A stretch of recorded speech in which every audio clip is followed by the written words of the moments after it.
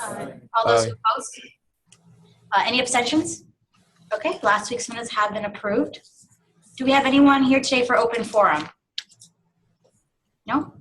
All right. Today for Speaker's Podium, we have two special guests. First one is Teresa Kennedy. She's the Assistant Vice President for International Programs and Senior National Officer. So go ahead. All right.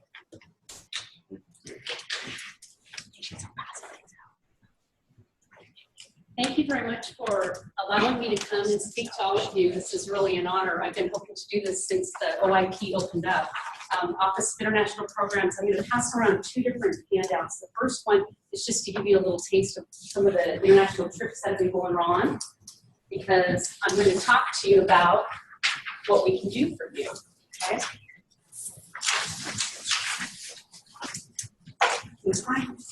I ask you all to thank you.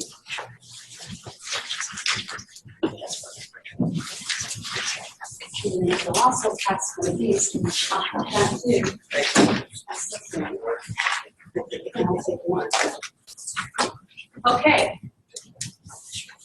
So how many of you in here have heard of the Office of International Programs? A couple of you. That's good. All right. Well, Office of International Programs was just formed in July of 2013, so we're really only about 3.5 years old. So we're not very old. So I'm not surprised that you haven't heard about us. But I want today to give you just a little, very fast, 10-minute briefing about what the Office of International Programs is, what we're doing, and how we can benefit you. Okay. So first of all, we have right now on our campus a little over 300 international students that have come from around the world. We take care of services and help the students do immigration, help them to integrate into the university for retention purposes, as well as all the students that have graduated that are international that are out on OPT, which is their practical training. So when you think about it, we're working right now with about 500 international students on our campus and out working that come from around the world. But we also work with all the students that are here on our Tyler campus that are from the U.S. as well. And one of the main things that we do is we try to ensure that you have really quality and very safe experiences abroad. So I passed out this handout that looks like this. And this is a sneak preview of what's coming out next week in the OIP newsletter. We put a newsletter out every semester. And this one in the fall always talks about all the international trips that have been going on. So if you take a quick peek here, you can see that your colleagues, your friends across campus have been doing quite a few very, very cool trips. You can see Belize, Paris, London, Rome. On the next page, let's flip to the next one. You can see Costa Rica, Israel, all over, Japan. This is just a sampling of some of the places that they've gone. We've had a lot of trips happening. And most of these that are talked about in this little briefing that gives you a summary of what they're doing, those are called faculty-led trips. And those trips, that means that a faculty member here on campus is totally organizing this trip for students. Sometimes it's associated with the class, other times it's associated with the directed study type experience. And they take students abroad for anywhere between a week to 3 weeks, and you experience education abroad. Sometimes you have classes in one of our partner universities. We have 17 universities that have partnerships with UT Tyler right now in different countries around the world, and other times you tour. And so those are faculty-led trips, right? We also have what I passed out. This is something I brought to UT Tyler when I came here. This is called USAC, and it's University Studies Abroad Consortium. The reason I wanted to bring this organization to work with all of us at UT Tyler is because they organize semester and year-long trips. So we've had a lot of students from UT Tyler just in the last year and a half, finally, that are going a whole semester or an entire year abroad. Okay, this costs a lot of money to do these kinds of trips. It costs a lot of money just to do the faculty-led trip, which is a short period of time, mainly because there's that airline ticket, there's where you're going to stay, there's food, there's those types of things along the way. Imagine what it costs if you do a whole year abroad or you do a semester abroad. It costs quite a bit of money. So what we try to do to make sure that you can have opportunities like this we have a scholarship fund that's called the International Education Fee Scholarship Fund. You probably have seen this on your, I'm sorry to ask you again. You've probably seen this on your billing statement every semester that you've been here at UT Tyler, and it says that you pay $1 a semester.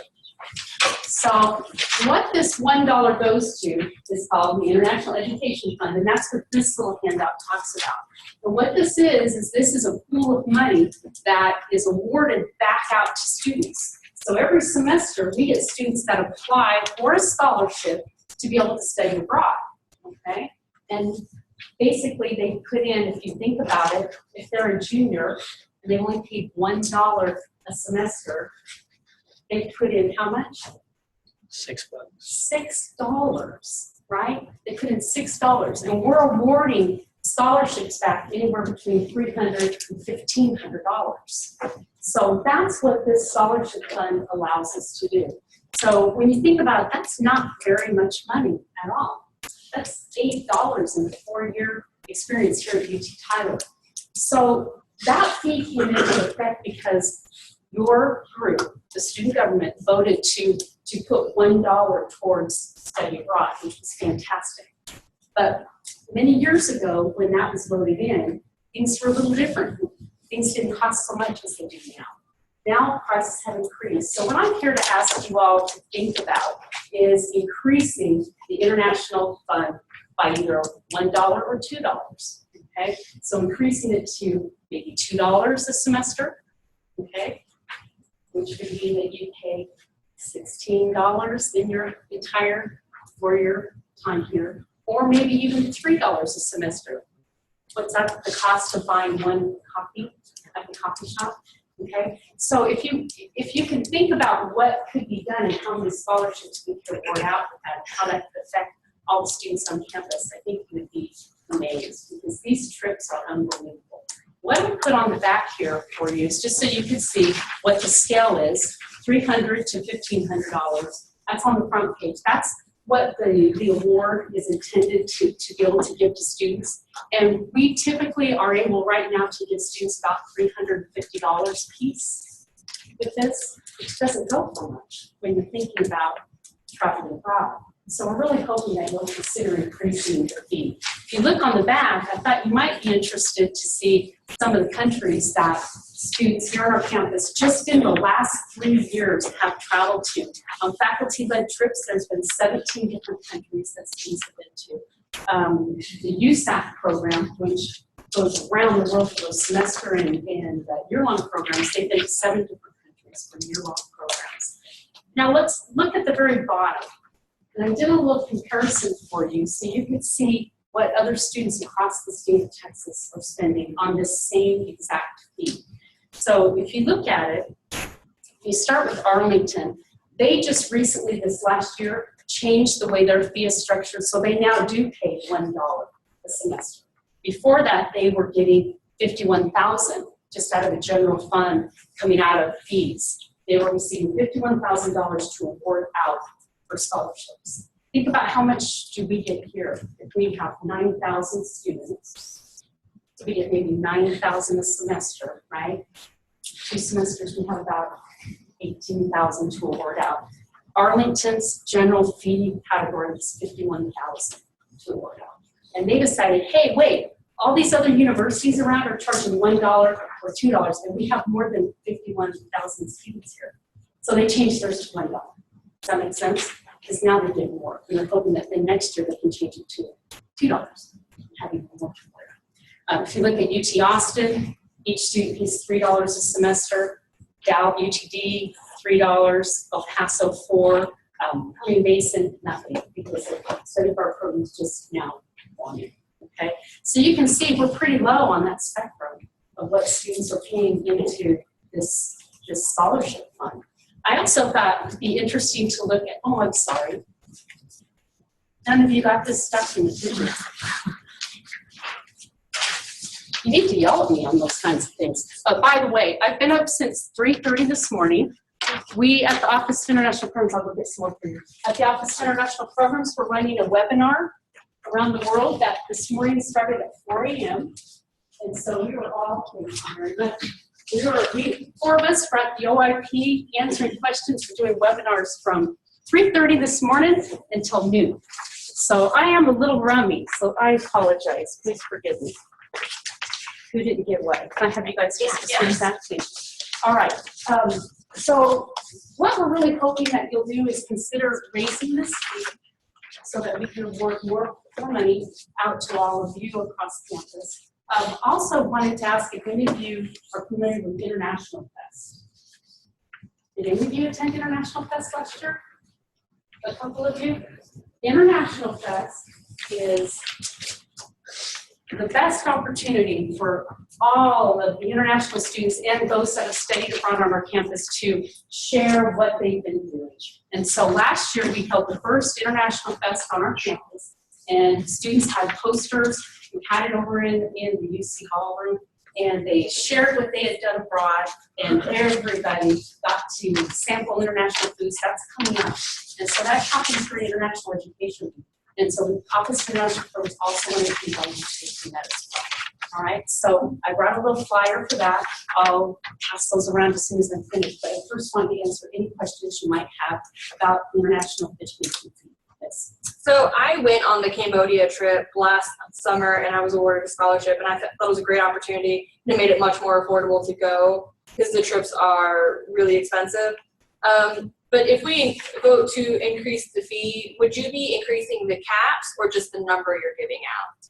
We hope the number we're giving out. Right now, we're not able to award out to maybe about a third of the students that are applying. You probably saw that. It's so competitive because we have so little funds. So first of all, we're hoping that we can award out more. And secondly, we want to increase that we're awarding. I mean, receiving $350 to go on a trip, every penny helps. But I'd like to see their minimum award be $500 and move it up to $2,000 first. Any other questions? Yes. Yeah, when did the $1 pass? When was that? You know, I have not been able to find that in the history. It was way before my time. Oh, did you know when that happened? I have been trying to find one. And so as far as I can tell, it was prior to 2009. That's when I arrived here. And it was already instituted at that time. I wasn't able to find the date. It's somewhere. You've got to get it. So we'll keep working on that. Maybe I can. It's a good question. Any other questions? No? Well, thank you for letting me come. If you do have questions and you'd like me to come back and address those questions and talk about anything else that I wasn't able to today, please just let me know. I'm happy to come anytime. And I'll hand these out for International Fest because we hope you'll all come. And those of you who have studied abroad, we hope you'll come and present. All right? So thank you very much. Thank you so much.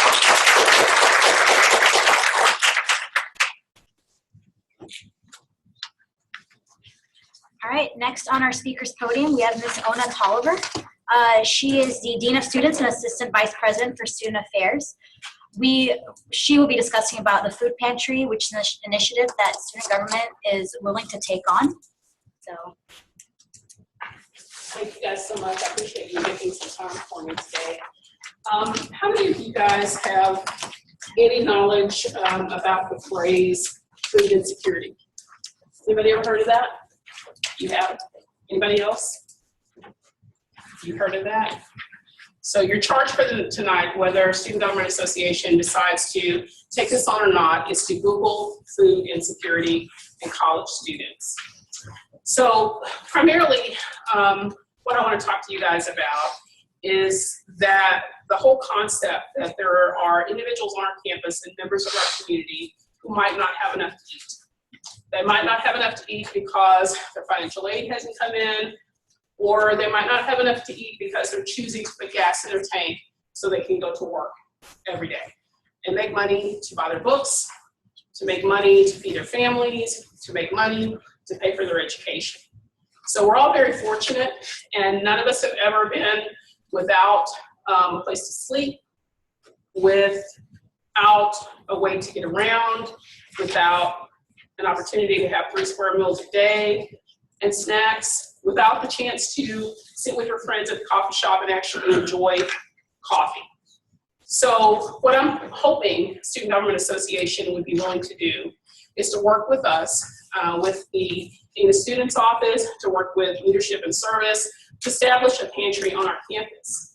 So basically what that would mean is that we would identify a space, seek an opportunity either through the East Texas Food Bank or through our own efforts to have individuals bring food for a pantry on campus. So if any of you, how many of you have ever volunteered at a food bank? Okay, do you guys know how a food bank works, right? So you know that there are people in the community who either have no food, don't have enough food to eat, or they have food that is not nutritious. So what we like to do is to bring that concept to our campus for students who are struggling. Part of my job is to work with students who are in foster care, who age out of the system, or students who really don't have resources. Have you guys known anyone who sofa surfed? You guys know what sofa surfing is? Okay, let me explain that. So that basically means somebody calls you up and says, hey, you know what? My apartment isn't ready. I need a place to sleep for a couple of days. Is it okay if I sleep on your sofa? Has anybody ever said, you know what, come on over, you can spend some time at my place, you can sleep here. They may or may not go in your kitchen. They may only be there to sleep and take a shower. They show up at 10 o'clock and they're gone at 6 in the morning, right? So sofa surfing basically means that an individual may or may not have a permanent place. It may be temporary. It may mean that they're waiting for their financial aid to come in. It may mean they're without a job or they're waiting for their new job to start. Do you guys know anyone who's ever slept in their car? Okay, so you guys know people who have been either permanently homeless or temporarily homeless.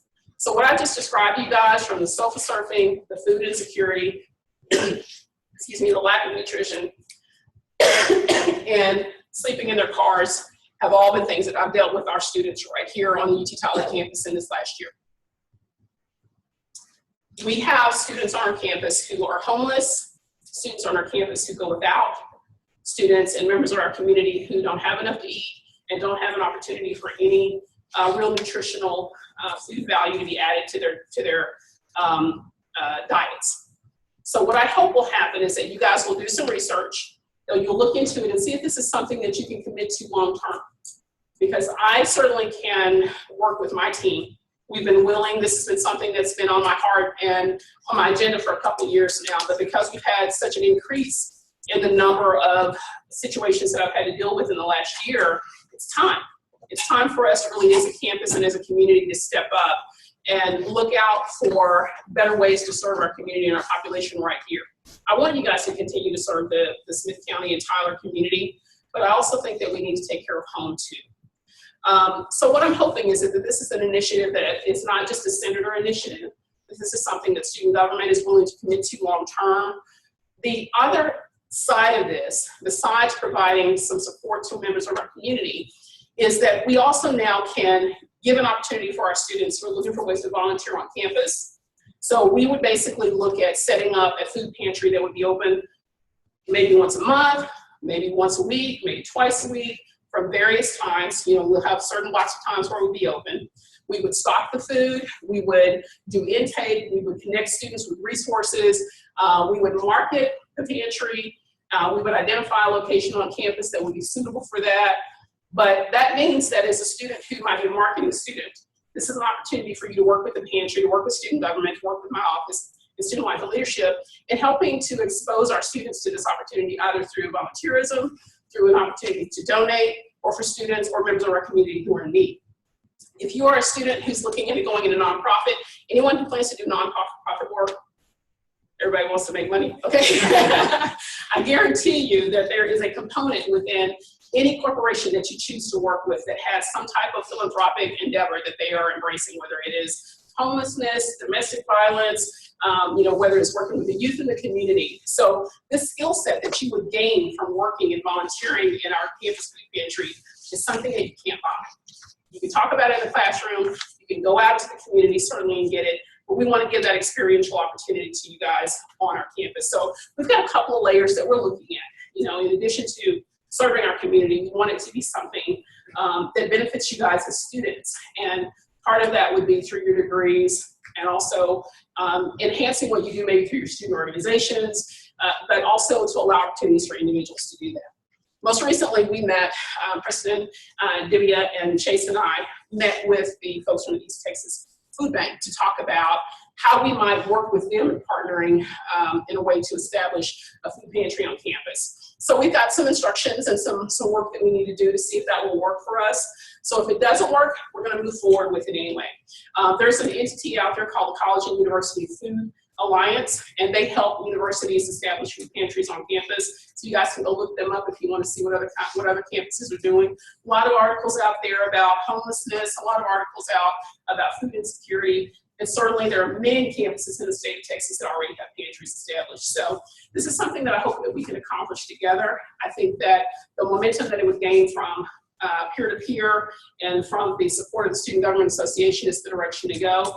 But I'm going to leave it up to you guys. I'm available. Chase is available to answer questions. As I mentioned, we met with Divya and Preston, so they have probably a lot more information than you guys do with regard to what the vision is. But we definitely think this is the time. We have a lot of individuals certainly who don't want anybody to know. Your friends who are self-serving, the ones who are sleeping in their cars, you may never know that they are dealing with this challenge. Their financial aid didn't come in on time. They don't have enough for their financial aid. They have just enough to get them back and forth to work on gas. And then you don't see them at the movies. They don't go out to eat with you. So those are the kind of things that make it very difficult for someone to come to me and say, I'm really struggling. Because there's a lot of pressure and a lot of peer pressure that happens when you're kind of in this age group. And when you're in a college environment, whether you're someone who's in their 60s that's coming back, or you're a freshman who really has no support system in place whatsoever, it's very difficult. So we want to make it a little bit easier for students who are really struggling, because if you can't eat, you can't think. If you can't think, you can't do well in class. If you can't do well in class, you're not going to be able to finish your degree, and you're also not going to be able to keep up with your financial aid, right? So if you guys have any questions for me, I'm available to answer those, if that's okay. Of course. Any questions for me? Yes, sir. I believe that you presented us with some really some inspiring information with your initiative towards the food bank. I guess my question would be to address the other part of the information that you brought up with regards to the surfing and homelessness. What would be your department's initiative in that direction to resolve that issue? Yeah, absolutely. When we find out, one of the ways that we find out, for example, is that we have a really great police department. And so if they begin to notice that there's a car in the same place all the time, it's not moving, or there's a student that they've dealt with that have been having some challenges. I mean, believe it or not, we've had students that they sleep in the library, they sleep in the stairwells, they sleep in cars. Usually when they contact me, we try to find out what exactly is going on in their situation. Sometimes it's temporary, sometimes it's long-term. The most recent case that I dealt with last year was a long-term situation. So ultimately what we wound up doing was working with our housing department. At that time, we did have some available rooms in housing, and we were able to work out an arrangement for that individual to contribute and earn their way while they lived on campus. Doesn't happen all the time. When our housing is full, it's a challenge. The other thing that we do is try to connect them with resources in the community. There are a couple of shelters here, a number of agencies. So this pantry is going to help us connect those individuals as well with some of the resources in the community. So I mentioned the nonprofit piece that we hope will be beneficial to our students. That's what we hope will happen, is that we'll have another place on campus for students to come where it's not so intimidating, so they can find out what resources are available to them. Sometimes the shelter works, sometimes it doesn't. You have to get there on time. Sometimes it's not a comfortable environment. And so we help work through those situations, but probably the most recent situation we dealt with, we were able to put them in university housing. So just ignoring what we can do outside of here, what to help, like excluding volunteering and things like that, what can we do here as senators in this room to help? Because I know with the OIP, should have very clear like $1 to $2 Sure. sort of budget thing. What would you be looking for? If we receive funding? Well, I think one of the things, and I think that both Divya and Preston will probably talk with you guys if this is an initiative that you want to take on about what your opportunities are for Student Government Association. So if Student Government Association, for example, wanted to contribute $1,000 annually to this particular initiative. It would go a long way in helping us set the space up, to create signage. We're going to have some daily costs, things like making copies of the intake forms, making copies of resources. And if we partner with the food bank, there is a fee or a charge, I guess you could say, per box. So a box may be a meal or a supplement to a meal for a week. So if you go to the food bank, they kind of explain all that to you guys. So we would actually be purchasing, in a way, some of those items. Now, we do have some limitations with regard to the type of account Student Government Association has, and we'll work through all of that. So we're also looking at working with our development department to see if we can set up a gift fund that would allow individual students, members of our community, faculty and staff to contribute in a way that would help support and maintain the pantry. Does that answer your question? Okay. Other questions? Oh, yes, ma'am. Well, I was talking to President Trudy Blossom earlier, and she had mentioned that UT Permian Basin had just received a grant for their food pantry. Or was it? Oh, okay, never mind. Cancel my question. There are some grants. There are grants? There are grants. Is that something you'd be looking into? Absolutely. Okay. We will look into all those things. And I think it depends. I mean, one of the things that I'm hoping you guys will find in your research and help us help provide recommendations to you over time. Please stop me. I'm getting close. Is that we will decide what it looks like, how big it should be. I'm thinking we're probably going to have to start a little small, until we kind of get our feet wet and understand exactly how it's going to work. The other thing that's going to naturally, there's two things that can happen. Students can say, members of our community can say, this is great, I've been waiting for this, this is wonderful, and we are overwhelmed. Or they could really truly be a little unnerved by the idea that someone actually is going to know and see that I am struggling and not come. So we're wanting to work through that and decide what that's going to look like. And so a grant is definitely not off the table, but I'd like to see us get a little bit established so that we can figure out what we need. If we need a house, or we need space, or if we need, something like that. I think that the opportunities are there. Questions? Yes, ma'am. So I know that in the past, SGA has talked about funding or starting a community garden. Mm-hmm. Is this something that would kind of correlate with the food pantry? And if we have a community garden, that'd be another source of food for the pantry. I agree. And there are specific grants for starting community gardens. There are. And I will tell you that last year, was that last year, Chase? Yeah. The last time, because we've had this come up multiple times, a student group or a group of students came to me with the idea, and I won't say me, there's a lot of people that they talked to about establishing a community garden. The first thing that I need from you guys is commitment. How is it going to be sustained, and will it be maintained over time? So that means that Chase and I aren't maintaining the garden. That in year 3, there is a solid group of students who are responsible for supporting and maintaining the garden. So those kind of initiatives really have to be student-driven, and they have to be student-led. But we are not going to pick that up. So really it needs to be something that the students themselves can support and sustain, and we never heard back from that individual. And it's come up multiple times. I've been here 8 years, it's come up 3-4 times. So you are absolutely correct. One of the things that the East Texas Food Bank is going to help us with is fresh produce. Yes. I don't know if you're going to answer it. Like you said, it's more towards kind of like not underprivileged, but like people who don't have all that. What stops you from doing it for people that think they're like that, but they really aren't? Nothing. No. Anyone out there? Absolutely nothing. Her question, if you guys didn't hear, was what stops someone who doesn't need it from utilizing it? Nothing. Nothing stops them now. If they were to go to any of the pantries, I mean, there's an intake form, and there's some questions that we'll ask, but we don't really know what's going on in anybody's lives, and we're not gonna. I won't be asking those questions. I think we have a community that is committed and dedicated enough that it won't be an issue. I mean, you see oftentimes the East Texas Food Bank asking for support and asking for people to contribute because something has happened, or it's back to school, they're trying to prepare backpacks for kids so that they have snacks and things, or it may be the only meal that those children get. So we'll have drives and we'll have things that we hope will continue to sustain the pantry, but nothing will stop them. Other questions? I think I'm close to time. No, you're fine. Okay.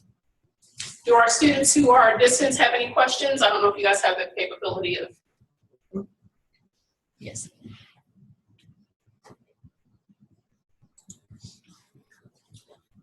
Unmute them and then ask them. Okay, gotcha. Any questions from our distance students? No. Thank you. Absolutely. No. Thank you. Thank you. Yeah, and sometimes, the question is, how does this translate to Palestine Long UP student? I'm hoping you guys can tell me that. Yes, thank you so much. Thank you guys for your time. I appreciate it. Okay, well, glad to see everyone here today. We finally met quorum on time after 3 meetings, so thank you for being here. Continue being on time. And also last week and this week, we've had some pretty good discussions, so continue with that. For the senators who may not want to speak, please be open with any of the thoughts and opinions you have. We would love to hear anything that you feel like is going on in our school or any thoughts you have. But other than that, I do not have anything else. Vice President Tiffany? I had a very constructive meeting today with the catering manager for Sodexo. So we had some good updates for that'll relate to midnight breakfast. We also, all of us met with the student regent from the Board of Regents. So basically they're kind of in charge. They're appointed by the governor to be in charge of the schools. So we met with him today. That was pretty cool. Let's see. Oh, one thing I will say in regards to the food pantry, we do have a Senator project line. Last year we had a lot of good projects, but most of them were short term. I think this is a good opportunity for us to do something that would be long term and would be on campus for quite a while. So like if somebody wanted to pick that up, it'd be pretty simple. Most of the groundwork's already kind of prepared for you. So it'd be pretty cool if somebody wanted to pick that up. Other than that, I think it's pretty good. Any questions for Vice President Tuppelman?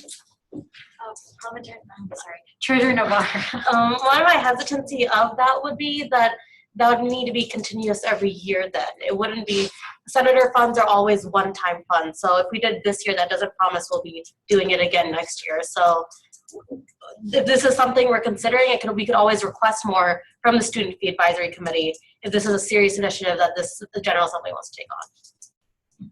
I was thinking more along just getting basic startup shelving. That could be a project, whereas the actual annual contribution would be something we'd have to talk about through fees. But like if somebody wanted to get the, like a shelving counter space that we would need, maybe like a Surface Pro or something like that, so we can keep inventory, all those basic startup costs would be done. So. Yeah, any other questions? Where on campus do we actually have a good deal of room? Because if we're talking about something like growing food for the pantry, we're going to need a pretty decent sized area. Actually, this is something that we can bring up during new business. So if you'd like to motion, feel free. But for now, we're going to continue with the officer reports. Did you have anything else? Okay. Any other questions pertaining to anything other than the food pantry? Vice President Tubman? All right. Secretary Martin? Hi guys, I just had a few things. First of all, we were talking about for anything like speaker's podium or open forum, or if you know you're going to speak, you're going to present anything to us, just come to me before the meeting, email me before the meeting. If you have any documentation like online or anything that I need to pull up that you want to show everybody, just so I can have it ready and I don't have to fidget with it and everything before your presentation. So just let me know if you want to have any form like Sean has for this meeting, because I already have it ready, so we don't have to worry about that during the meeting. And then I just wanted to remind y'all that for absence form, it is 48 hours. So even if you give me an absence form that's correct, it's not 48 hours before the event, we can't accept it. So I just want to remind you about that. But yeah, y'all are doing great this week. So yeah, that's all I have to say. Any questions for Secretary Martin? Okay. Treasurer Navarre? Hi guys. Another thing, you guys did a great job, General Assembly. We did not have a problem with quorum, but this is not the only part of SGA. You also have your committee meetings, and without attending those, we can't get anything done. I didn't have quorum in my meeting. I had one person physically there, and one of my online or distance campus senators there, but that was 2 out of 5 people that were there, and so we need to change our SGAC guidelines, and we can't do that because people weren't there. So please, I would like to have new business at least open up discussions on ways that you think what we could do to help benefit or make this organization more of an experience and ways that you guys would actually want to come do this. But other than that, I don't have anything. Any questions for Treasurer DeBar? Parliamentarian Seeley? Hey guys, getting really excited about elections are coming up, finally getting access to things.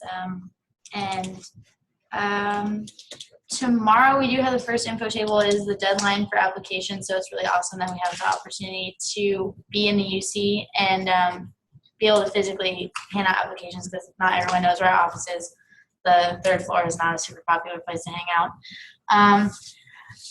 Like I said last week, this is a mandatory event, this is an SGA event. You have to sign up and attend one of these times. And we have a lot of empty times right now. If we can try and fill those up, Rada, would you please? Thank you. Then also just reminder, don't forget about your head of constituency forms due October 26th. And I think that's it, really. Good week in the parliamentarian area. Okay, any questions for Parliamentarian Seeley? All right, student voice. Oh, I'm so sorry. Yes, Senator Rogers.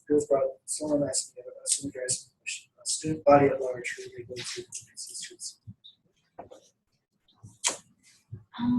Selected college. Yeah, their individual college. Did you get Rob Sheldon has a question? Senator Shelton? Yes. Can you tell me why we have to have a 48-hour pre-notification of missing a meeting? I mean, do you need 48 hours to decide whether someone is going to be excused? What's the reasoning behind the 48 hours? Sure. Okay. We have the 48-hour period in order to meet. If it's a mandatory event, we'd like to know 48 hours in order for us to, it's just kind of a set timing. So we have an absence form in. Well, I think it's kind of excessive, especially when you have school things that would come up, as in two of the outlying campuses, Longview and Palestine. We have clinicals and working in hospital 12-hour shifts that a lot of times are changed closer to a 48-hour period. So that's really why I'm asking this question, because if I get notified today or yesterday that I'm going to have to flip some things around to make a certain clinical, I don't see why you can't accept a notification 12 hours in advance. I mean, you're not really doing anything prior to the meeting in relation to the notification. So I would like to kind of see the 48 hours just totally disbanded, as far as just as long as we get the reason, say by meeting time. You're really putting a bad problem on the people because of these clinicals and because of scheduling in the hospitals when things have to change at the last minute. Okay. No, I understand your concern. If things like that do happen to pop up, I know, like you said, clinicals, you only know 12 hours in advance. You are more than welcome to send it 12 hours in advance, but please do make sure you attach your, clinical schedule to the absence form. And one thing I'll say is that we do have a provision in the absence policy that's based off of like an emergency basis that would fall under that. And at least in my voting perspective, since we rule on the absences, the 48 hours made sense to me, because if we get all of these absence reports in, let's say like there's a tennis tournament or something, and most of our senators are gone for athletic reasons and everybody's gone, we're not going to make quorum, and all of these people are going to show up if we don't give them notice in advance. So you're saying that the 48 hours makes these people show up? No, I'm saying it gives us enough time to notify everyone if we're not going to make quorum, so that we can go ahead and cancel the meeting and and we can just go ahead and make sure that we can tell anyone who we've invited as a speaker, anyone that we've, all of our senators know well in advance, we're not having a meeting this week because there's going to be too many people absent for us to do anything constructive in the first place. So is that what we got going on like today? We looked like we were worried down to the last minute whether we were going to have a quorum. Today we actually met it 5 minutes beforehand. The past few meetings we have cut it very close or had to extend time. And some of those people we know are going to be here late because they've sent in absence reports or absence forms saying, I have class and I won't be here until 15 minutes after because of my class. And we excuse that, but we have to, that helps us in regards to knowing whether or not we need to cancel the meeting or if we can stay here for 15 minutes until those people can show up. Okay, so, well, it's nice to know that you got an emergency kind of clause in it that I wasn't aware of. Because word I got that there was some excuses being put through and they weren't being honored, and because of clinicals. So I thought I'd try and make sure that I understood this 48-hour rule and that we do have the emergency kind of clause thing going on here. Okay. Thank you. Yeah, by any means, if you can just attach your clinical schedule with it and let us know in advance the day before, you just knew. Well, let me kind of tell you, we have clinical schedules right now on 2 different teachers, and we make them up. What should I say? We're calling the hospital, we're calling our preceptor, and we're calling our teacher. So the schedule is not like a hard written on a piece of paper. It is pretty much in our calendar. So, I mean, if you'd like to have a fax copy of my calendar, that would be fine. But we don't have published schedules out through the school, okay? What we have is basically schedules agreed to with the preceptor, with the nurse, at say the ICU in one hospital and an ER in another hospital. So if that kind of makes sense, that's basically all we have to give to you if you're wanting. It's not like a formal schedule already typed out on a piece of paper. No, I understand. If anything, Okay. you are more than welcome to email Secretary Martin and ask her and let her know any questions and concerns you do have about that. Okay. Thank you. All right, so student voice report. Were there any other questions for Parliamentarian Sealy? Yes. With regards to the absence policy, specifically the 48-hour provision, is that part of the Constitution or part of the bylaws? No, that is part of the absence policy that we have. Okay, so that could be amended and changed a lot easier than going through changing the bylaws of the Constitution. Yes and no. The executive board gets together the beginning of beginning of our term, and we come up with the absence policy, which is set by the first day of school.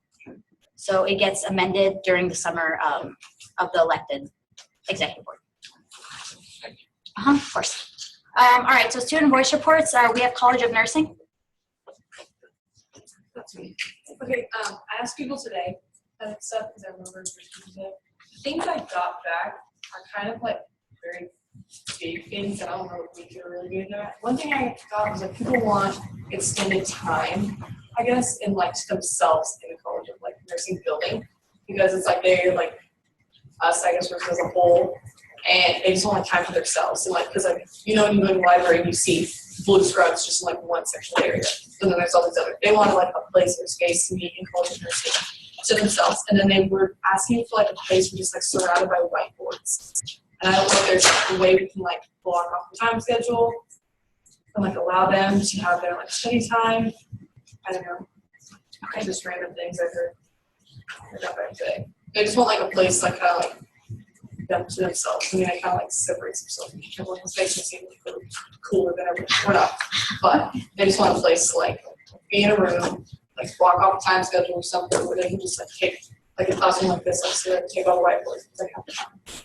I don't know if there's something you have to about. Okay, thank you. Was that it? All right, College of Pharmacy? Yes. The biggest thing, they're not happy with like the Starbucks in our building. Apparently the service is bad. They keep getting like the orders wrong, things like that. And then the to-go boxes in the back, not that bad. We have student organizations like specific to pharmacy, and we're kind of on a quarter system. And she asked about fundraising. I guess it's the rule she can only fundraise once a month. Okay. And she was asking if she could do it more, or just have like a bake sale in like the pharmacy building for us. Okay.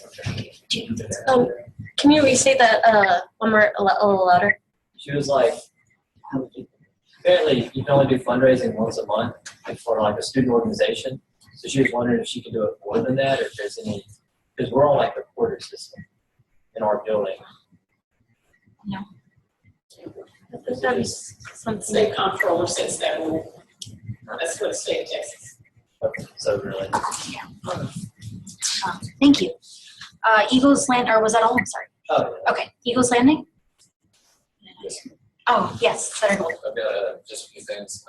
I recently met and had some good conversations with a lot of the residents of Eagles Landing, as well as the resident assistants and one of the residence coordinators, just to kind of get a feel of the main things that are going on around Eagles that people have voiced concerns about. First and foremost, the crosswalk from Eagles Landing to the campus. It is a daily occurrence where I myself witness or get a report from somebody who has almost been involved in some sort of accident. And that's a safety issue, and for me, that's the number one priority. Safety comes over everything. Sean and I worked on that a little bit last year. We have actually talked to like the traffic coordinator for the city, and they said there was not enough traffic on that area. They did a little test. So we started a petition and hadn't got it finished yet. We were going to try and bring it back up through student affairs. So I'll let Sean talk about that. We'll bring Senator that back Rogers? up. Thankfully, he's on our committee, and so we will bring that up, and we will fight City Hall if we have to. So, Looking forward to taking it as far as we need to. It's a safety issue, and I'm tired of watching people, almost, I'd hate for a tragedy to be the cause of something to get changed. So with regards to that, I guess specifically with the crosswalk, a lot of the major issues that I see is the people that are turning out of the university taking a right. They only have a yield pedestrian sign. They have no form of lighting or anything. And so the people that are coming, in cross traffic, they have the lights, which sometimes malfunction, and they turn on and then they'll turn off and then they'll turn back on. But the turning vehicles out of the university are the ones that have almost hit a few students. And like I said, safety number one, and that's why it's such an important issue to me. Number two, a little less important than safety, repeated complaints. And I'm sure any previous senator of Eagles Landing has heard something about this. The speed bump at the entrance of Eagles Landing is excessive. I've had numerous complaints. I've had complaints of damage to vehicles, which would be near impossible to actually prove that the damage is coming from the speed bump. But in all honesty, it serves a purpose, but it's excessive in height and unreasonable. And I'm not looking to remove it. I understand it's a security issue, which again, I'm big on security, but it's excessive and it's unnecessary, and it is something that we could have taken care of. And I do have the support of one of the RCs at Eagles behind that initiative, and so that's something that's very important to a lot of the students that drive into Eagles every day and bottom out. And third and finally, one thing that was brought up to me that I wasn't aware of, I had reports from students and from some of the RAs that the super shuttles that take people around to Eagles Landing, they've been receiving and hearing talk around campus that super shuttles are being discussed as being potentially pulled and removed, and that is something that everybody I've talked to is very against. I personally witness each and every day so many people take advantage of the super shuttles. They're very effective in what they do, and they're utilized by a great number of students. And when it comes down to it, point blank, RAs, RCs, and everybody involved in Eagles are very pleased with the super shuttle system and do not want to see it go. But other than that, that is all that I have. Okay, thank you, I appreciate it. For treasurer Navarre.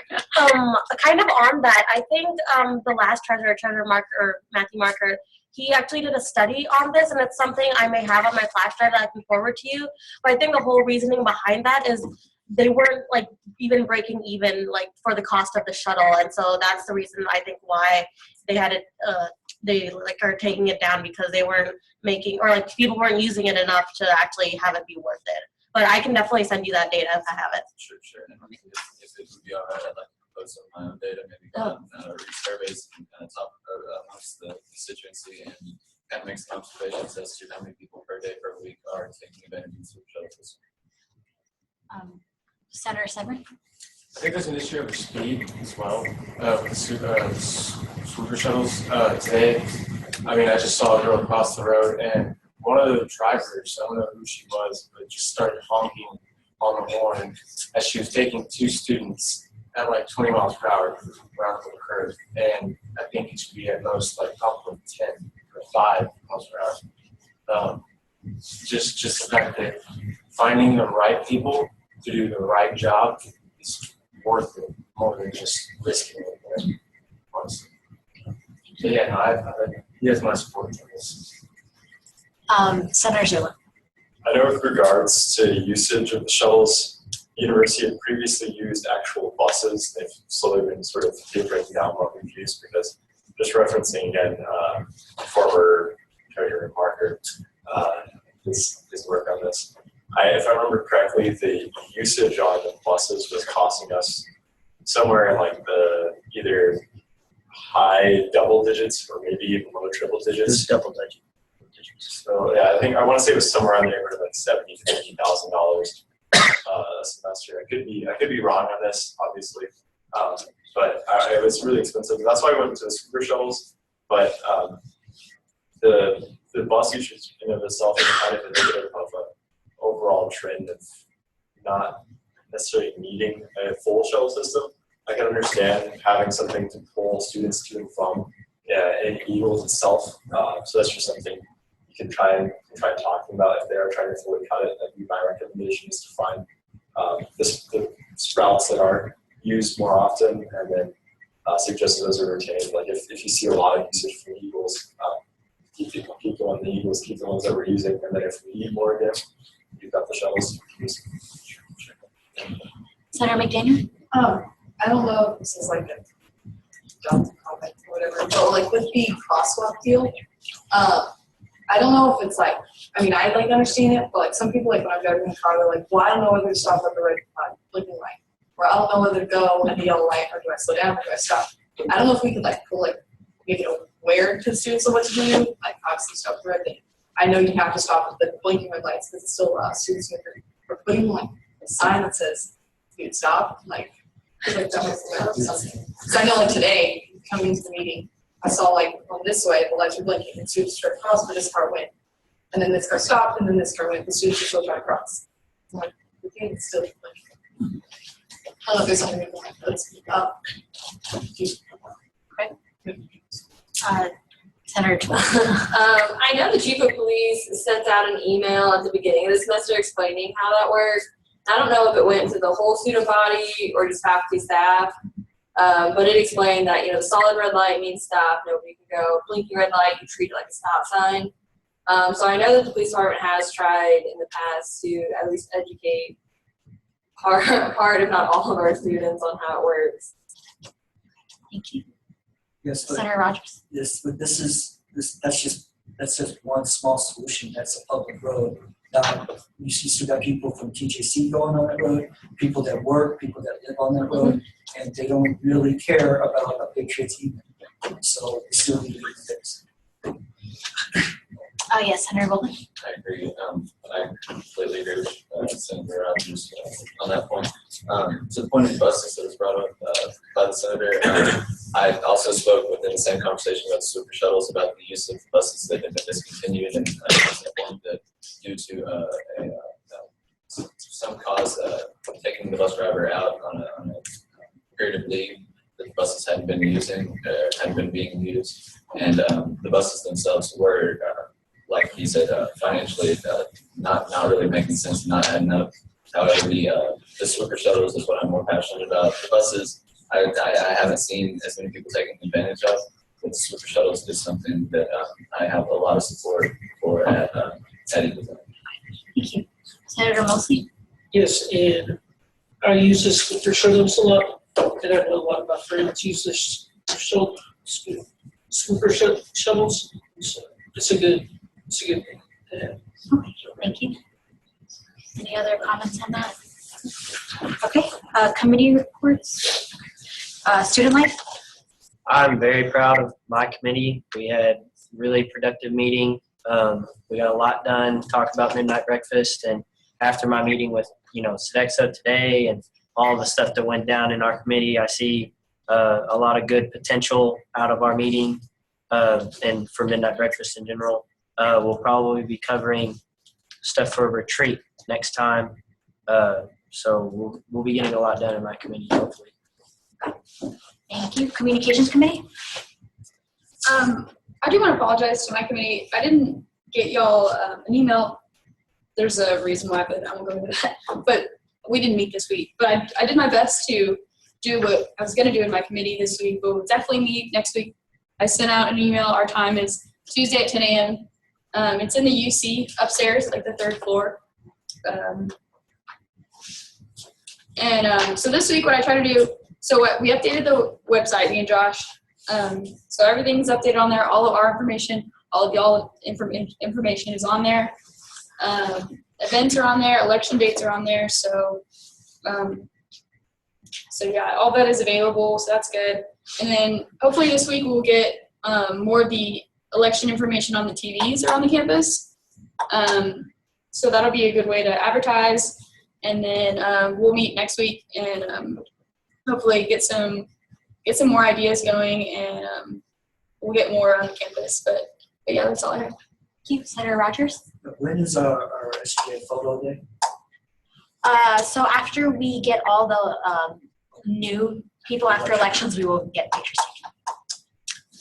Okay, SGAC? We did not do anything. Okay. Rules committee? We didn't meet quorum this week either in my committee. I did not send out an email to remind you guys, but I did say it multiple times last week. We do meet on Tuesdays at 12:30. If you can't make that time, please email myself and Vice President Templeman, and we will get you into a committee that you can meet with. If you can't meet with your current committee, email Preston, and he could possibly put you in my committee so we can really get started on some things. Senator Mosley and I were there, so we kind of went over a few things, but we weren't able to get a whole lot done without meeting quorum in our committee. So if we can please get that taken care of. Thank you. Thank you. Student Affairs? We will meet Tuesdays at 2 p.m. Our first meeting this Tuesday. I will go over what we do. We'll talk about Sodexo. I'll do that in my business. Looks like we have a good cutout. Keep doing these student voice reports. That's how student affairs knows what to concentrate on. Right now, we're working on the Sodexo problem. Probably work on the crosswalk problem next. Anything else after that. So keep doing this. That way I and my committee can not miss out on the problem. Thank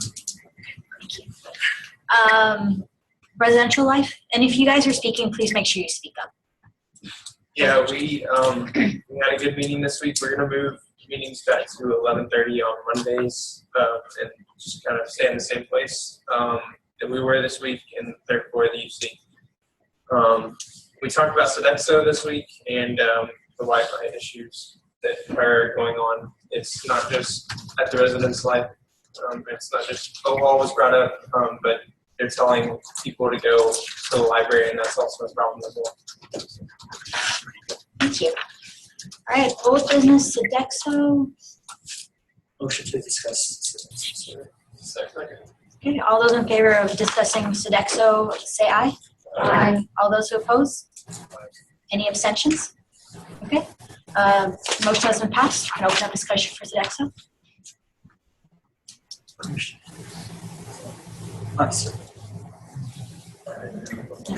It's open. Yeah, discussion. you can go.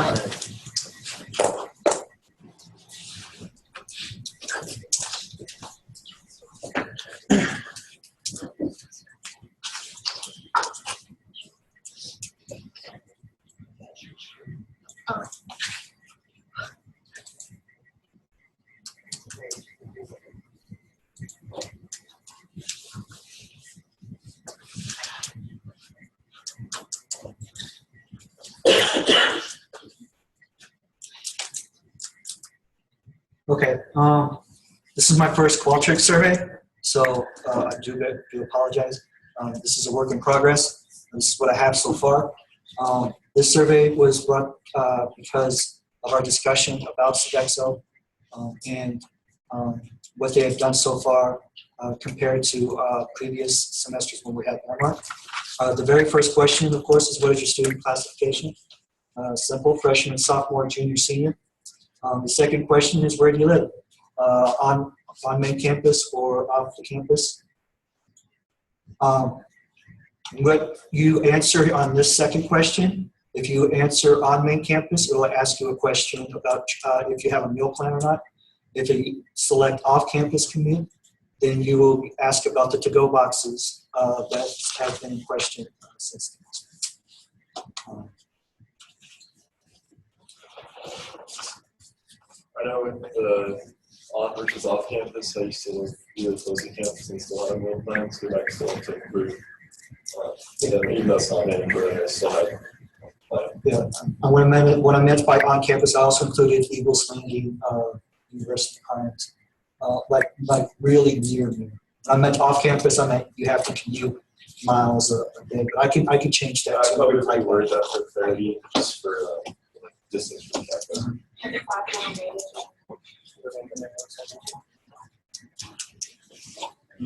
Senator Tool.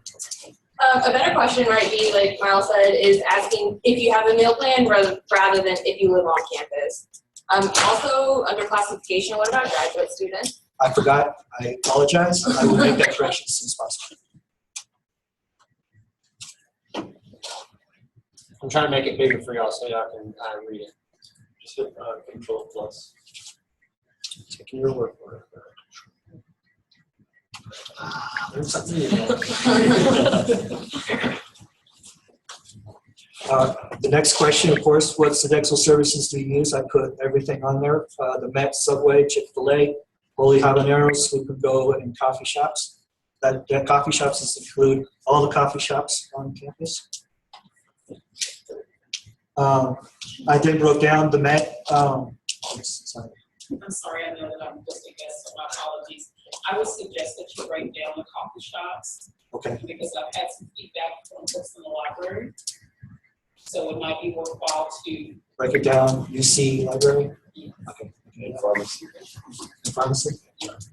It might be worth it to put locations next to all of them. So, because people might not know Holy Habanero exists, so they'd be like, what is that? And Swoop and Go used to be, I guess, the C store. So since the name changes, it might be beneficial to say like where it is, just in general. The next questions are, how often do you eat at the Met? I broke it down by breakfast, lunch, and dinner. Never, once a week, twice a week, 3 to 4 times a week, or always are your options. And then you rate the food at the Met, and then you'll rate the service at the Met.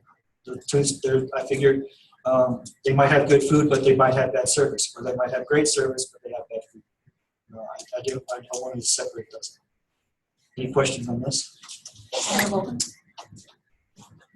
Yes. I'm sure we'll discuss it further in the committee meeting on Tuesday. I feel that with pertaining to the specific questions from rating from bad to okay to good to great, I think that might be better. It might give us better results if we put it on a 0 to 10 scale, completely unsatisfied to say. Secretary Martin. My only comment was maybe put like a little comment section or box. That way, if they had bad service or had bad food, maybe they could tell you why or what was wrong with it. I know this is your first Qualtrics survey. It is not my first. I've done several in Qualtrics. There are different question types you can use that might make it, like they have sliding scales and they have the smiley faces. And so maybe changing it to one of those instead, I think it'll just like look better. I agree. I thought about that, but I just learned how to do that. Yeah. So I will change that. Qualtrics is not as user friendly as you would think. Yeah. Any more questions before? Okay. And then the next set of questions would be, of course, we're going to rate and do the food and service at Subway. Later on down, later in the survey, I do ask about the line situation. So I incorporated it here because where I work, I can see the line at Subway and I can see the line at Holy Habaneros. That's when I decide once it slides in, I slide in. This one is just the food and service. Again, I can change the, like you said, the answers to fit, to make this look better. Any other questions? Just in my experience with online surveys, there tends to be more participant fatigue if they have to click through multiple pages. So I would have like themes for your page to add all the rating questions to one, or put a little blurb at the top that says you're now going to do this. Because with the way the previous page ended, I assumed I was just going to rate overall, and then now we're going individual. So, I mean, just for flow and to decrease participant fatigue, that might work better. So, when are you looking at sending this out? As soon as it's fixed and completed, and I was sort of hoping before next GA, but if we have to wait, then I'll wait, and we'll do it the next 2 weeks from now. Senator Golden? No, I'm kind of ambitious with it. I believe that if we got together on Tuesday with the committee, I believe that we can knock it out and have it sent out either that day or the day of the next general assembly. Any other questions? Okay. To keep going, I do it again for Howard Habaneros, but again, I will combine these into one. Chick-fil-A, the coffee shops, Swoop and Go. On the Swoop and Go, there is a part where it says which products would you like to see offered at the Swoop and Go. I know it's kind of small, but maybe because there's no Dr. Pepper at the Swoop and Go. I don't want Dr. Pepper. So that's what I'm going to put. Okay, here's the, I believe this is the last page. I prefer that other students not eating at the Met be allowed to sit with other students who are eating at the Met. Yes or no? Lunch lines at the food service areas are just right, too long. I would like to see to-go boxes available for all students, faculty, and staff. Any questions against one? With regards to the last one, something my the questions slipped my mind. Give me 1 second. Keep doing your thing. The wording on that question. I mean, my recommendation would be that, like, I prefer that all students or everybody can eat at the Met, and, you know, like, make it simple like that, because that sentence is a little bit hard to follow. Also, I would make the lunch lines a scale like you did the other ones for consistency. So I've recovered from my brain fart. With all of these pages, if you were to keep them broken down, remember that initial page you had talking about what places you eat at? You could then have them broken down theoretically, but it wouldn't make sense if someone doesn't check Swoop and Go or doesn't check Holy Habaneros to then have them rate Holy Habaneros and have that as an option. So Yeah, I will learn how to do that. Okay. And I will incorporate it. So I can show you how to do that. I appreciate it. Yeah.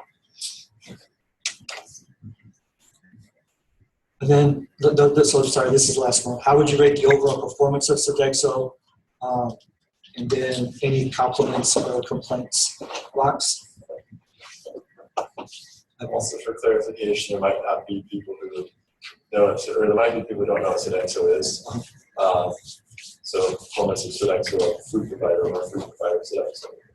Because otherwise, it could just be like, I mean, you know, Holy Habaneros and Subway, but where is Sodexo? I've never even seen it on campus. And that could just be a little blurb at the beginning that says, like, you're evaluating the food services on campus called Sodexo. Anything else? In addition, I think something that might be considered for the culture survey would be I've received some complaints about hours of operation, and so I think that might be something that we could get out. I'm not sure what kind of you know, help or what we could really accomplish in that manner. You know, if it's company policy with Sodexo or anything, but I have received a number of complaints about hours of operation.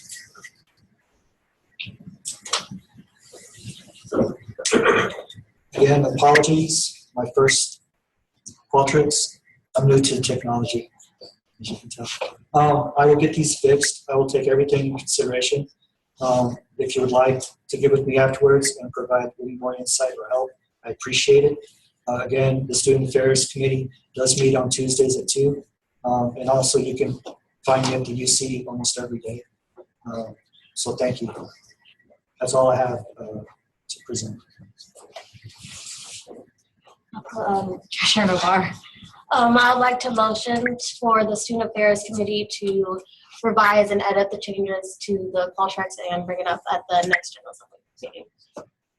Okay, all in favor of having Student Affairs revise and edit the Qualtrics survey and bring it up next General Assembly meeting, say aye.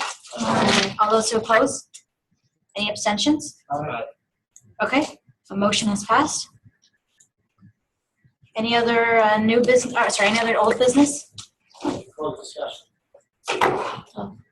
to close Oh, I'm discussion on the Sodexo survey. Second. Okay, all in favor of closing discussion of over Sodexo, say aye. Aye. All those who oppose? Any abstentions? Discussion has been closed. Any other new business, or I'm sorry, any other old business? Okay, any new business? Senator Zerlin? Motion to discuss the Office of International Programs presentation. Okay. Second. All in favor of discussing International Affairs Office, say aye. Aye. All those who oppose? Any abstentions? Okay, discussion has been opened. So I was just, I was doing some very rudimentary number crunching while she was talking. You can see, just if we're looking at other UT system schools, if you put an average, even including UT Permian Basin, the average cost per school is just short of $2. It's $1.87. So I think it's not unreasonable for us to do a $1 increase.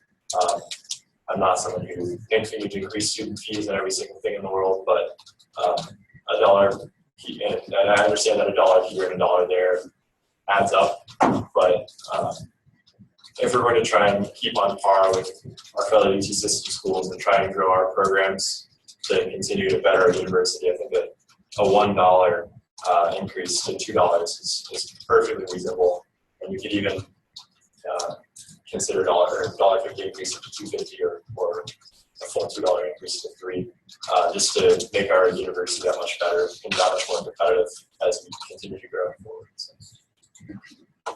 Senator Golden? I just want to express my support of the ideas that have been brought by Senator. I agree that a $1 increase, bringing us up to the $2 mark, would not be unreasonable, especially in comparison to the other UT affiliates. I don't believe that, like was stated, a dollar here and there adds up, but $2 a year, it's pocket change to most people, and I think that it would be going toward a great cause and something that they just support. Thank you. Senator Rogers?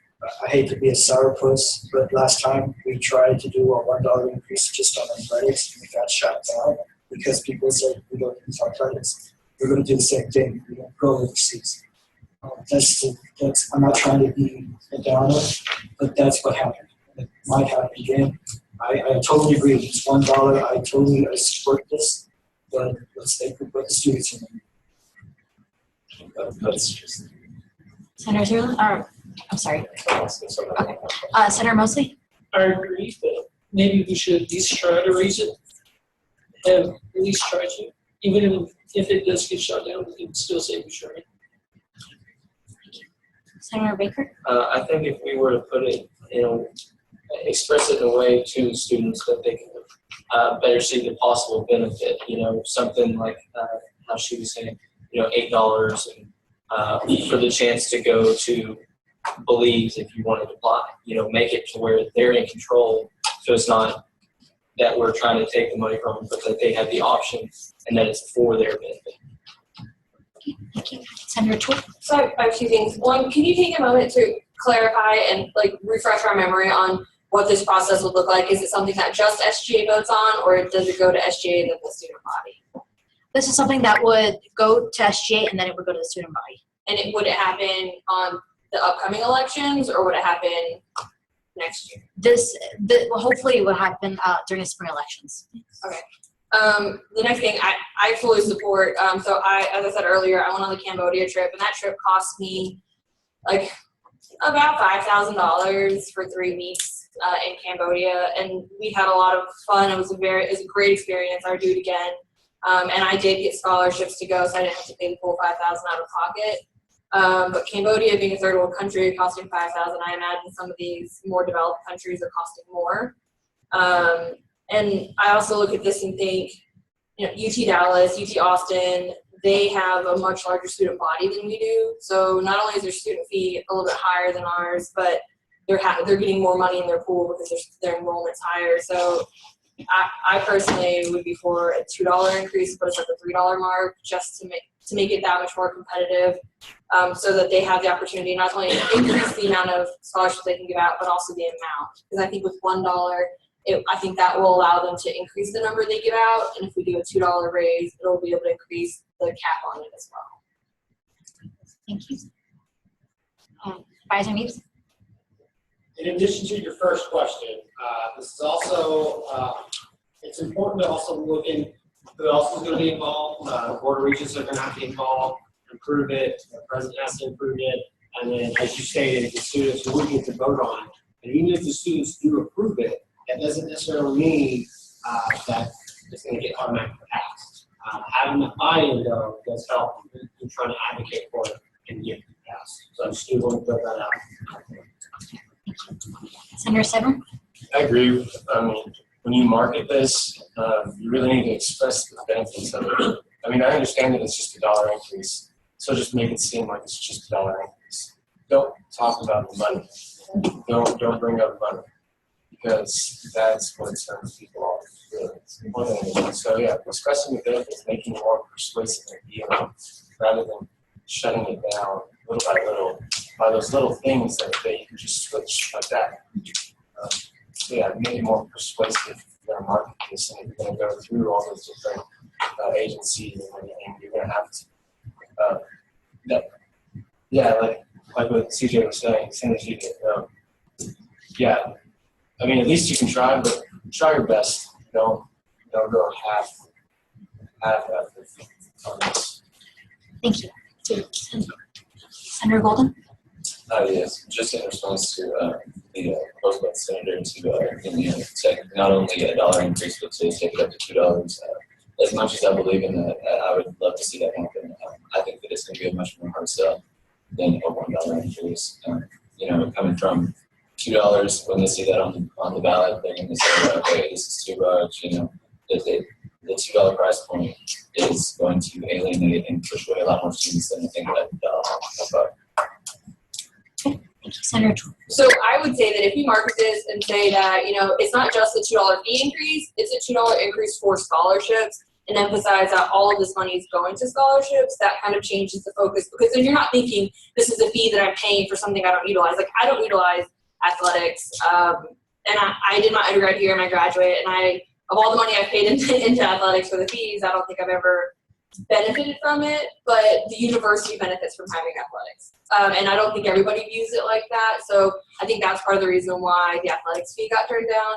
But a scholarship that's open to the entire university, I think more people will be more open to, being willing to put that $2 aside for that, because we're emphasizing that it's a scholarship, not just, a fee to something that only benefits part of the students. Senator Zerlin? And as a senator of the blue polo, I can't remember his last name.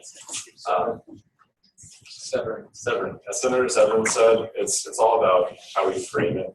And that would kind of come down to us, Parliamentary Seeley's committee, because they'd be the ones who actually doing the terminology and the phrasing on the ballot. So if we are realistically considering this going forward, we'll have to find a way and work with our committee, and obviously she'll do a lot of work in her committee with the members of her committee to push that forward. But I think we've probably all got everything we need to say about this. So on that note, I motion to end discussion. Again. There's one more question. Oh, it's already seconded. I'm sorry. Motion to vote on it. We have to, We second. All in favor of closing discussion on international fees, say aye. All opposed? Aye. Any abstentions? Okay, discussion is still on for international fees. Mr. Dyson, can you hear us?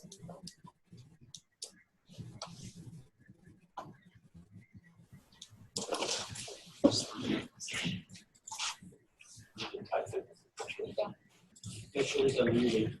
It is.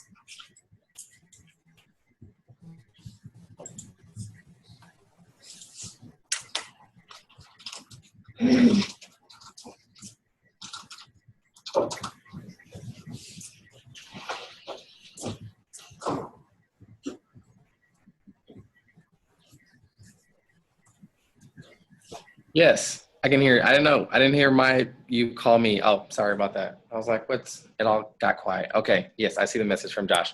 One of the things that I know that our constituents. I'll wait for his question. You can go ahead and ask the question. Anybody else have any other questions or discussion? Senator McDaniel? Giant promotion.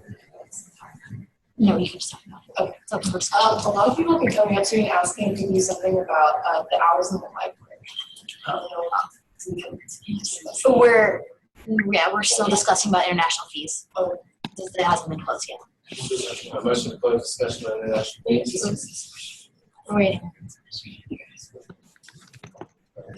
Yeah. Was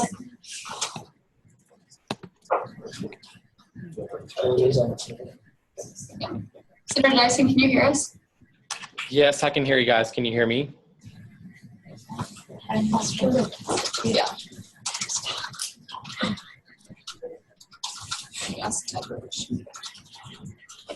Is there any other discussion over this?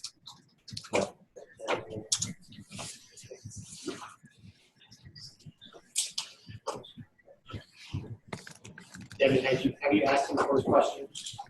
Yes.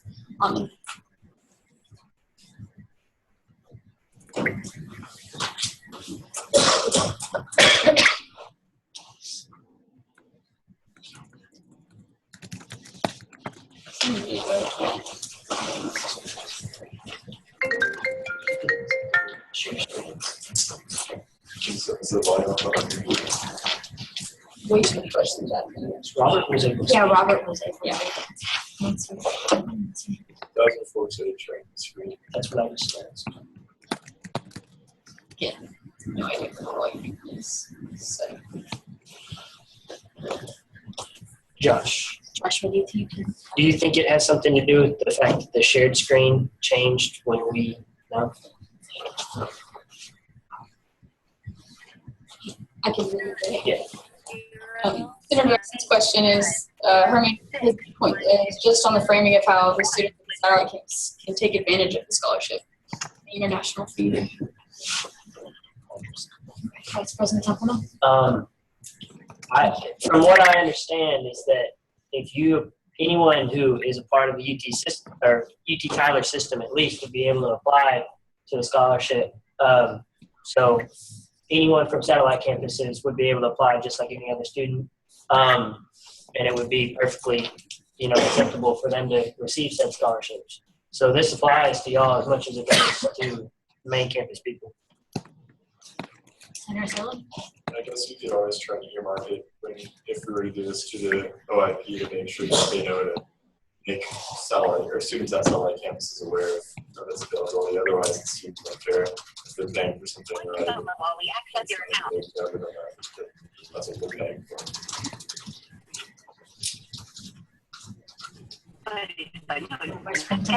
I'd like to re-entertain the motion to close discussion now that we have answered the question on the satellite center. In favor of closing discussion of international fees, say aye. All opposed? Any abstentions? Okay, discussion has been closed. Any other new business? A motion to have a discussion about the library hours. Second. Okay, all in favor of opening discussion for library hours, say aye. Aye. All opposed? Any abstentions? Okay, floor has been open for discussion about library hours.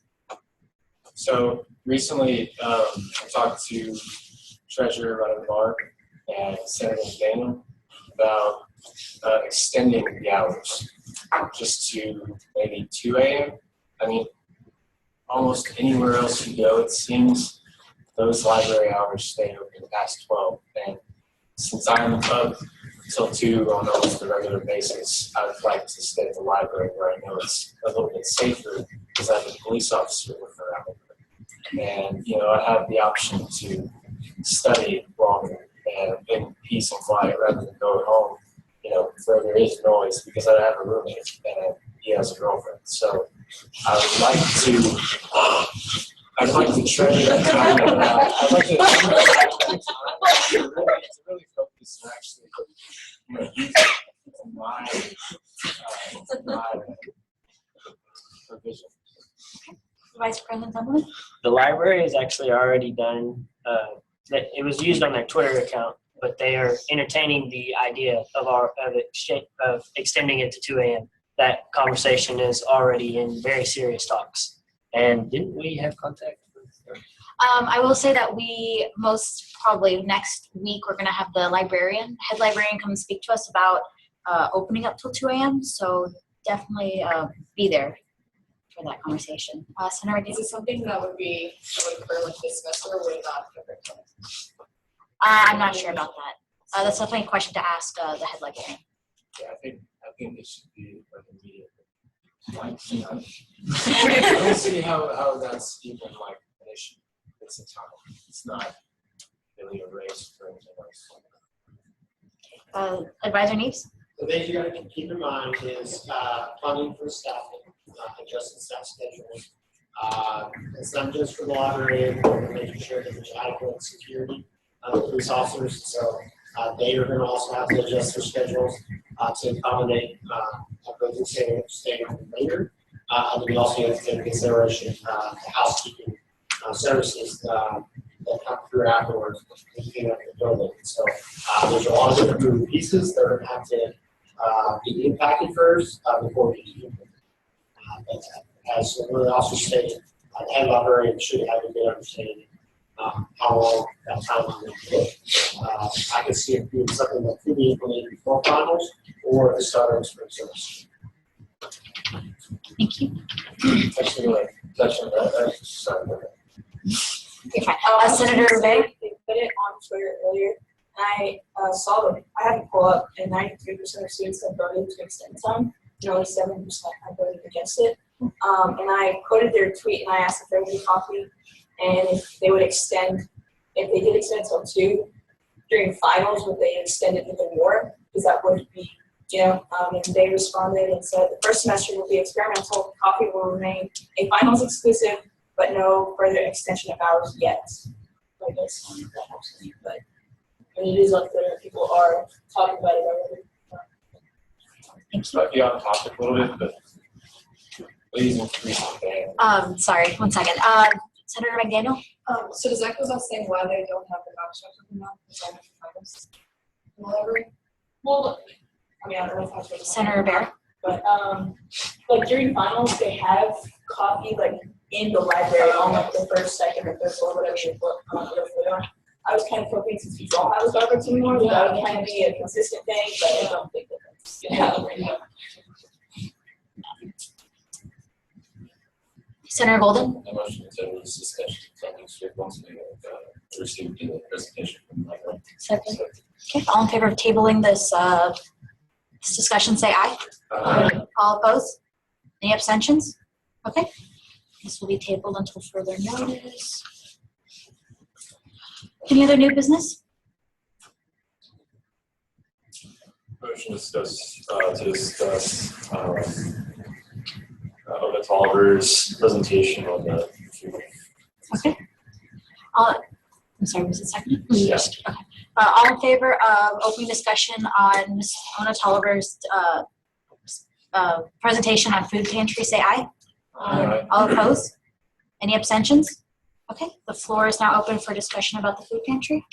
So I guess just echoing Vice President Templeman's suggestion earlier, we could very easily do a $1,000 senator project or a $500 senator project or just some form of funding to boost that along if that's something we're all interested in, if that's something that's going to make sense logistically. So it's something we can try and consider.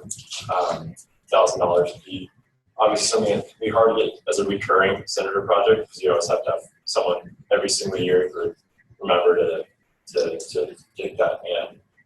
You could have years where everyone in the EB is gone the next year, or it just slips your mind in the beginning of the school year. So if we are to fund it, I think that's the proper thing to take with that. So we can, this year it could be $1,000 or $500 for as he said, like logistics, like or physical things to just get the wheels turning. But next year or what have you, or later on in the semester, someone could do a $500 senator project to buy the boxes of food she's talking about. Just give everybody a donation. I'm not sure if there are any stipulations on senator projects regarding consumables. That'd be something obviously we have to look into, but even though those are consumables and it's not something that have a quote unquote lasting benefit on the university, it can have a lasting benefit on the individual who in turn have a lasting benefit on the university. Thank you.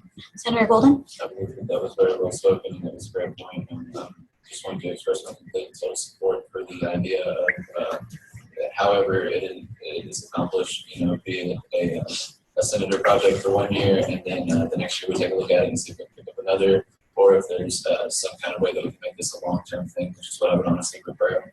I would find it to be something that would be very, very beneficial to the student body and to people that could really utilize the resources that we provided under this initiative. Senator McDaniel? Back to what yours, yeah. So where does this this go? Because I know this for me, I feel like I wouldn't want everyone to see me go to. Where does this go? Vice President. In our meeting, we talked about potential spaces. Ms. Ono, will you correct me if I mess up here? I believe we have to send in a proposal to the space committee, and then they will approve or deny that space request, or they will provide a suggestion for a different space. Our liking would be a particular spot in PHE that we know of that would be about the right size. It's secluded enough that there's not a high volume traffic there, so you have people who can go there and kind of get out without being, seen, but it's also still central enough that it's not hard to get to. Another thing I was thinking of this during international programs is any of these international students who don't have vehicles can't drive to go get their groceries. So having it on campus in a place like that would be easy enough for them to also access that as well. That's what I would like to see. We can't promise anything until we hear back from the space committee. Senator Toole? Two things. I think space-wise, we have to keep in mind and remember that we have several new buildings coming. And what that means, offices are changing locations and moving, so space will be taken up and be freed. So that's something that we can keep in mind, that there's space that may not be there today, but there will be space eventually. The other thing is, was your recommendation, I think Miles and Vice President Tillman, that we this year do a senator project and make a line item in the SGA budget, or is it? I just wanted clarification on that, because that's what it sounded like to me, which I think is a good idea. I just wanted clarification. Advisor Neves? That would be my preference. As the dean stated, this does need to be a long-term commitment and not just a one-year commitment from student government. And so, if this is something that all of student government agrees that should happen, what we would do, working with the treasurer, is y'all would determine how much funds we would use. We would classify it as a senator project, and then for future years when we do our budget request, we will adjust that for it to be its own line item. So that way it would be self-sustaining for future years, and it doesn't have to be brought up every year. it would automatically be done. Senator Tool? If it's a line item, like let's say we make it a line item, so next academic year it's a line item, would that prevent senators from being able to do additional projects to give additional funding? Yes and no, but what I hope is we're getting to that point where student government is starting to do a better job of using funds. We're starting to get to the point where it's starting to request an increase in our budget. And that's how we would make up for that. And so we would create a new line item and you can decide 1,000, 2,000, whatever that is. The next year, when we do our budget request, we can, I think, ask for additional support so that way we don't lose the money that is set aside for similar projects. Senator Golden? Yeah, I just wanted to just come back to, I know that there were two different points that were brought up during the presentation of this discussion and initiative. The first being the food pantry on campus, and the second kind of relating to the sofa surfing and displacement of students. And I feel that in order for it to be effective in achieving one or both of these goals, we would want to take a separated approach to them. I think that we would need to focus on the food pantry and the what we can do to make that stick around.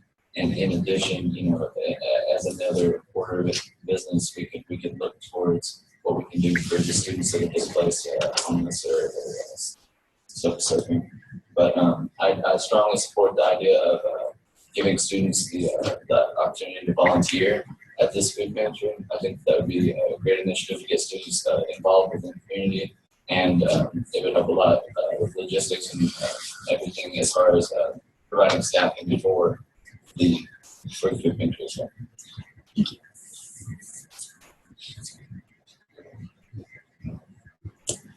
Any other discussion? Discussion. All in favor of ending discussion on the food pantry, say aye. Aye. All opposed? Aye. Any abstentions? Okay, motion hasn't passed.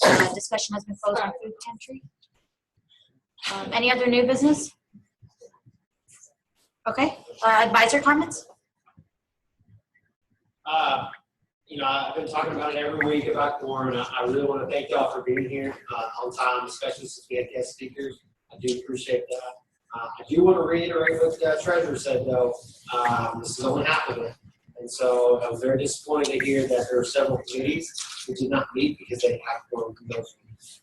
And so we got to get stuff done. We got to get business done. And so really continue to get pressure on the senators who are not showing up and ask them how are they benefiting this organization and how are they benefiting the student body. I think I had a lot of great discussions today. It's really exciting. I noticed on some of those you had just close discussion. Don't let them just stop.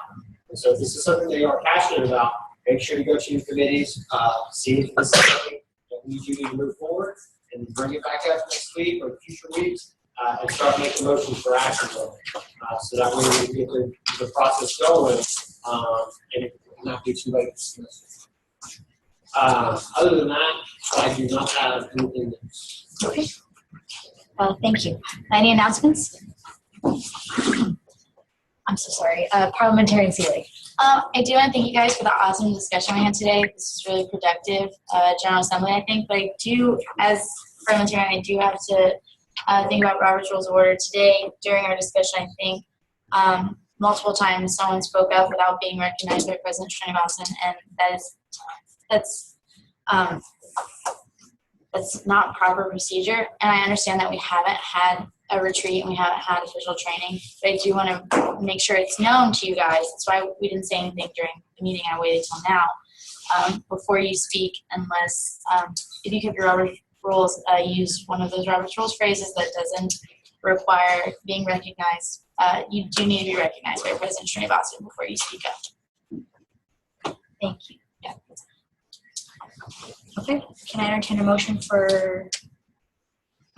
Sorry. Can I entertain a motion to adjourn? Motion to adjourn. Okay. All in favor of adjourning, say aye.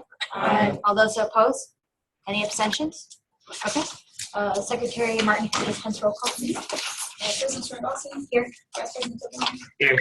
President Navarre. Present. From Terry Seeley. Here. Senator Adebayo. Senator Abdullah. Here. Senator Allen. Senator Andrew Scott. Senator Baker. Here. Senator Banning. Senator Cantu. Senator Davis. Senator Doyle. Senator Dyson. Here. Senator Fox. Senator Golden. Here. Senator Guy. Yes. Senator Hart. Senator Huck.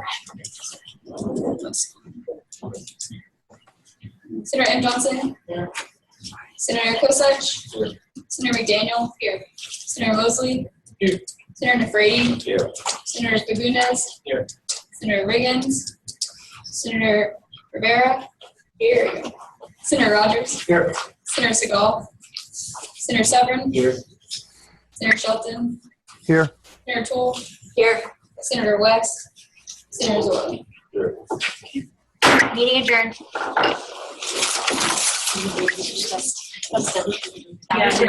Yeah, she said, okay. Yeah, okay. Your Butler? Yeah, where's she at Butler? Where's that Butler? The person's dead. Still, I feel like I haven't. That's what I'm saying. I feel like I get the concepts. Like I understand the concepts. I'm an aide. I mean, thank you so much. Yes.